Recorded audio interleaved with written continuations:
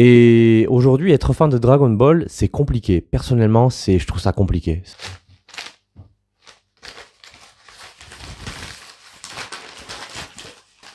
Oh oh! Ça, c'est bon, ça, papa, c'est bon, ça. Et salut tout le monde, j'espère que vous allez bien. Aujourd'hui, petite vidéo, pas pour vous faire le unboxing du tome 4 de la Perfect Edition de Dragon Ball, mais plutôt pour parler du fait d'être fan aujourd'hui de Dragon Ball en 2025. Être un fan de Dragon Ball aujourd'hui en 2025, voilà, est-ce que ça a du sens? Pas du tout. Est-ce qu'on se pose des questions? Est-ce qu'on a peut-être envie d'autre chose? Est-ce on enchaîne les déceptions après déceptions? Est-ce qu'au contraire, la hype reprend petit à petit pour certaines personnes? Donc voilà. Moi aujourd'hui, j'ai voulu faire cette petite vidéo pour dire voilà qu'aujourd'hui, bon ben, c'est peut-être une idée de vidéo assez intéressante étant donné que Dragon Ball Daima est terminé. Voilà, ça vient de se finir. Et d'après ce que j'ai pu lire, c'est que c'était plus ou moins partagé. Donc les avis sont plus ou moins partagés sur cette série-là, en fait. Donc aussi, comme ça l'a été pour Dragon Ball Super. Et moi, personnellement, j'ai pas regardé Dragon Ball Daima. J'ai regardé que le premier épisode de Dragon Ball Daima. Parce que, en fait, c'était annoncé comme la dernière création d'Akira Toriyama, avec une véritable implication de sa part. Ça l'a été forcément, je pense, à un certain niveau, et surtout par curiosité. Donc après l'apparition de Dragon Ball Super, je me suis dit tiens, pourquoi pas se taper le truc, taper le premier épisode, et en fait dès le premier épisode, personnellement j'étais scotché. J'ai adoré l'intro en fait, mais en fait pas forcément le fait que ce soit Dragon Ball Daima, mais ce qui m'a scotché, c'est justement le fait de revoir l'ancienne Dragon Ball Z, en fait, remasterisé, retravaillé avec la techno d'aujourd'hui, comme étant une sorte de transition vers Dragon Ball Daima. Et en fait, le fait de revoir ces nouveaux visuels qui t'ont marqué, en fait, qui sans doute t'ont marqué toi aussi, hein, qui m'ont marqué, de Dragon Ball Z, en fait, de l'animé. En fait, ça a ravivé quelque chose en moi, et je me suis dit, oh là là là là là là, c'est juste une dinguerie de revoir les scènes avec Gohan, avec Boo, même si c'est de l'arc Boo, ça reste juste super, mais revoir tout ça et surtout avec cette qualité, c'était bluffant, Donc je me suis chauffé, j'ai regardé le premier épisode de Dragon Ball Daima quand c'est sorti. J'en ai pas forcément parlé plus que ça dans les vidéos, et en fait après le premier épisode, je me suis dit je m'arrête là, je vais pas plus loin. Pourquoi? Parce qu'en fait j'étais resté sur une bonne impression sur cette première série. Je suis resté sur la bonne impression, avec vraiment la petite dose de nostalgie qui va bien, parce que tu as l'arc Boo qui revient, mais avec retravaillé, avec une qualité d'image qui est bien supérieure à ce que c'était à l'époque aussi, même si c'était très bien.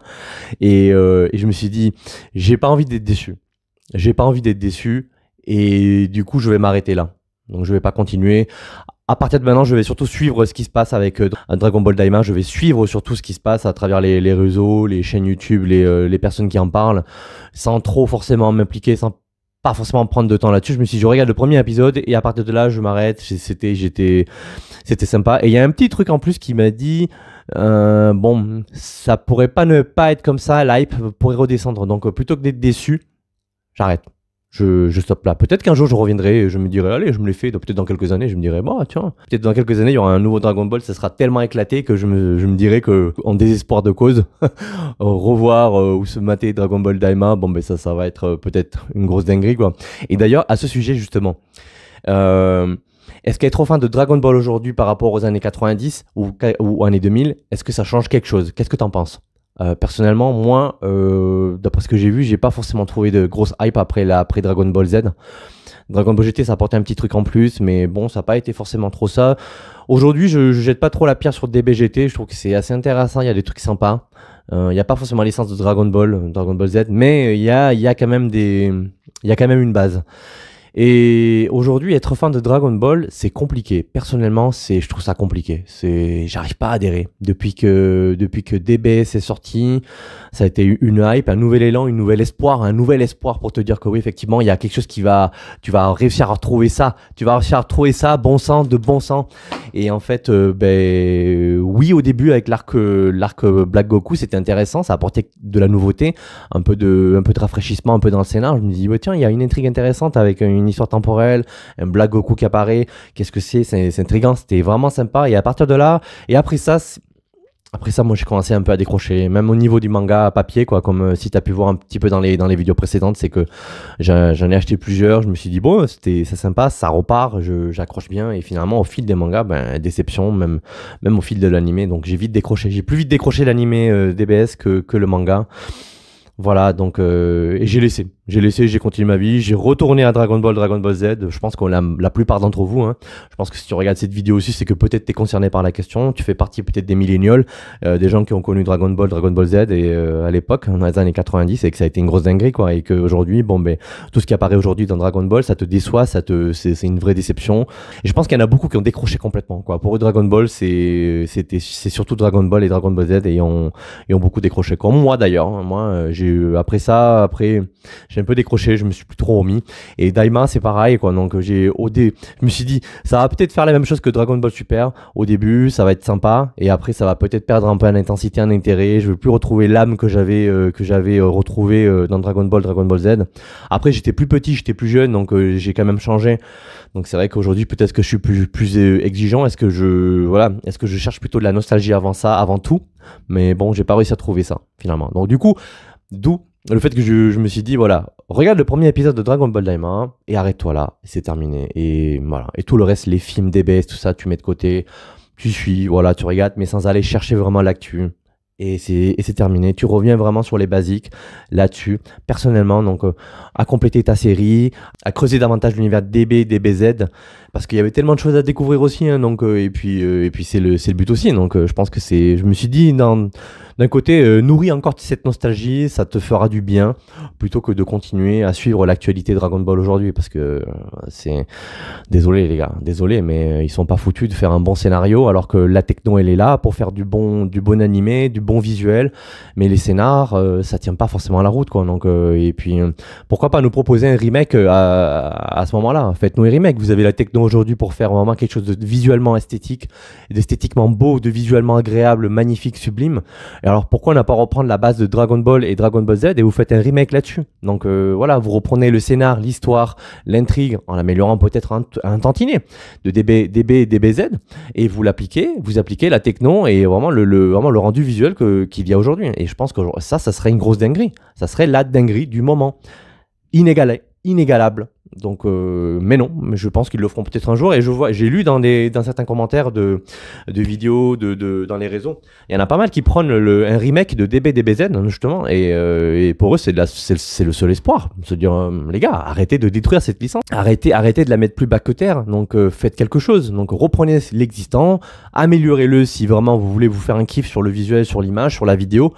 Ok, faites-le, mais reprenez quelque chose qui a déjà existé, reprenez ce qui existe déjà, laissant DB, et voilà, faites-nous un truc kiffant aujourd'hui. Donc aujourd'hui, des remakes, puisque c'est la mode aujourd'hui, c'est la mode là ces dernières années de reprendre vraiment ce qui a bien marché. Les Terminator, on reprend les licences, on en fait vraiment de la bouse. On reprend tout ce qui traîne des Star Wars, on en fait de la bouse. C'est juste mon point de vue. Hein. Je pense que tu es plus ou moins d'accord. Alors après, visuellement, ils nous mettent une claque et tout, mais en fait, le problème, c'est les scénarios, c'est l'histoire, l'écriture. Il n'y a rien qui tient debout. Ils prennent pas en compte ce qui a été fait les années dans les vraies sagas, dans l'origine, dans la genèse de DBZ. Comme je disais, en fait, le fait de devenir Super Saiyan dans Dragon Ball Z, mais surtout Dragon Ball Z, ça demandait un certain travail, de la durée. Et en fait, tout au long de Dragon Ball Z, de l'animé, même du manga, il y a quoi? Il y a tout cassé 3 transformations. Allez, 3. SSJ1, SSJ2 avec Gohan et SSJ3. Après, voilà. Et après, tu peux rajouter d'autres trucs comme le Kaioken, mais c'est plutôt des techniques, c'est pas des transformations.